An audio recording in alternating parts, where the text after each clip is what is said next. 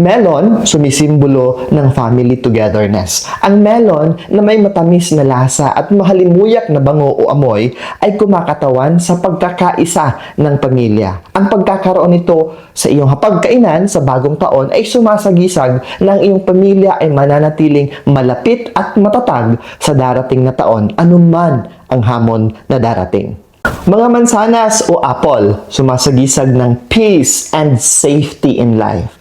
Ang mga mansanas ay prutas ng kapayapaan at pagkakaisa. Madalas silang ibinibigay bilang regalo tuwing Kapaskuhan, Bagong Taon at mga mahalagang okasyon upang makaakit ng kaginhawaan at kapayapaan.